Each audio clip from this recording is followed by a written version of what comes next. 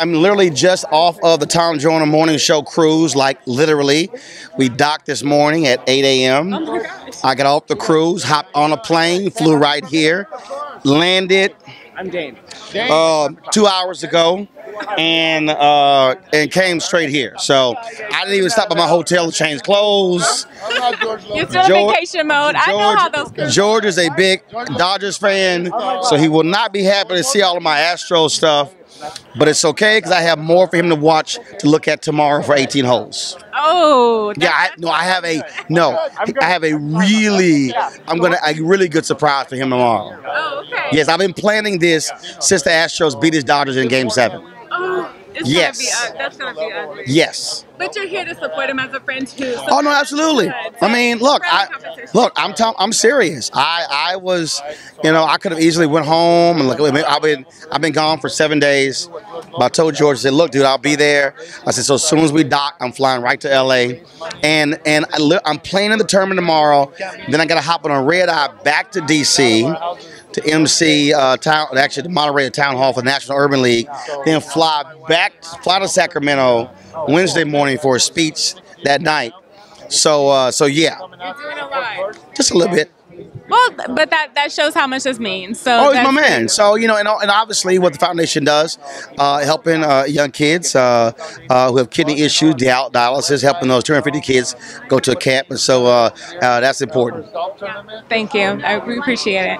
It's important to use your platform. I think George is doing that. Yep. But I gotta ask because it came up. The Kanye stirs recently. Kind of what's your place on the Kanye stirs that is happening? What his comments? One, people who are clueless are that. Kanye is in the same category as Stacey Dash as far as I'm concerned. I don't look to Kanye West for anything remotely dealing with public policy or history. Now, it doesn't mean that you don't have people who are in entertainment, people who are actors who don't have thoughts and viewpoints. People I know, Common, Wendell Pierce, John Legend, folks who actually have read. But Kanye is all about making crazy, ridiculous, grandiose, nonsensical, crackhead type comments. And that's what you're dealing with here. So, I'm sitting. I'm on the cruise, and I'm seeing these comments. I'm going, okay, that's stupid. All right, that's stupid. And I'm sitting on the phone going, all right, that's dumb as hell. But look what you're dealing with, And so, you can't explain illogical. You can't explain nonsensical. It is what it is.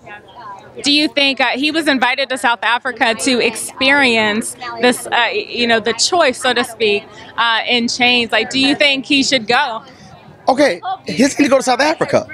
Kanye should go to the Lynch Memorial that just opened in Montgomery.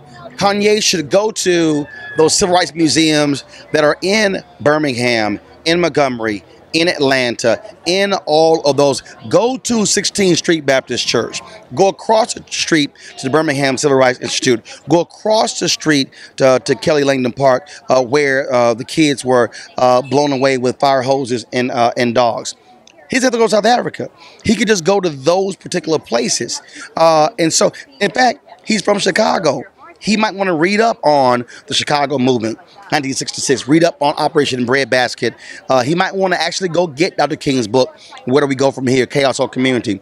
And so he can stay right where he is. But again, you're dealing with somebody who is just like Trump, who is narcissistic, who says crazy stuff to get attention. And so he is craving the attention. The fact that he would align with crazy Candace Owens, who's doing nothing but a sham game of trying to get paid by being somebody black who trashes other black people on Fox News. That's her game. I've seen that game numerous times. This ain't the first time I've seen that. One of the things that I've been talking about in a lot of my speeches is that what's going to happen over the next 25 years. And that is what we're dealing with now is what's going to be happening in 2043 when America is going to be a majority people of color nation. And so the question is, will we be in position to take advantage of that, or will we look like a modern day South Africa where you have blacks who are in the majority, but whites who control the majority of economics? And so also I think people need to understand, this is part of the problem that we have in America. We really don't understand history. You had 21 Africans arrived in August of 1619, 243 years of slavery. Then, of course, then you had Civil War ends, 12 years of Reconstruction, 92 years of Jim Crow with the Great Compromise of 1877.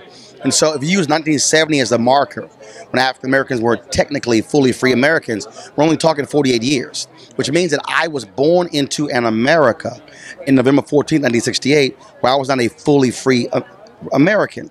And so you look at how we were literally frozen out of industries, of jobs. And so we've been able to do a hell of a lot of things, considering how we have been attacked. There's been no, you can say Native Americans, but there's been no other group of people who has been consistently, systematically oppressed as African Americans. And so we're not victims, we're victors. And so you're still are seeing that. And so as each successive generation is able to advance the ball, that's going to continue. Thank you. We really appreciate your time. So Kanye, listen to that. Will do. All right, cool. Appreciate it.